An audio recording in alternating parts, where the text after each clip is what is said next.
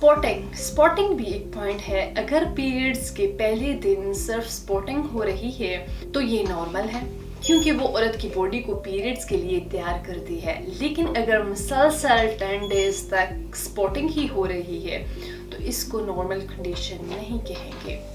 इसकी बहुत सारी वजूहात होती हैं। एंडोमेट्रियोसिस के केसेस में ये मोस्टली एक इम्पोर्टेंट फैक्टर है जिसमें ये चीज़ देखी जाती है। ये किसी इन्फेक्शन की वजह से भी ये हो सकता है। कुछ केसेस में पॉलिप्स का जिनको इशू होता है उनमें भी ये चीज़ मोस्टली देखी जाती है। इसका इलाज बहुत ज़्यादा ज़रूरी है। इन तमाम कंडीशंस को ठीक करवाना बहुत ज़्यादा ज़रूरी है, वरना औरत इनफर्टिलिटी की तरफ जा सकती है या फिर कंसीव करने में उसको प्रॉब्लम्स का सामना करना पड़ सकता है। इन तमाम मसाइल से छुटकारे के लिए हर्बल इलाज बहुत ज़्यादा ज़रूरी है।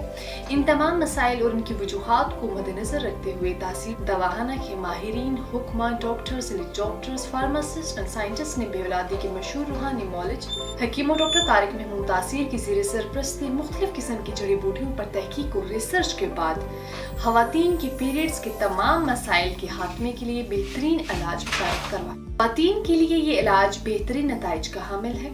तासीर दवाखाना का ये इलाज औरतों में हार्मोन्स को बैलेंस रखता है। वो ख़वातीन जिनको मिस्ड पीरियड्स का प्रॉब्लम हो, ये तमाम रूनी निज़ाम पर कुदरती तरीके से असरअंदाज होकर पीरियड्स को रेगुलर करता है, जिससे औरत को कंसीव करने में प्रॉब्लम का सामना नहीं करना पड़ता।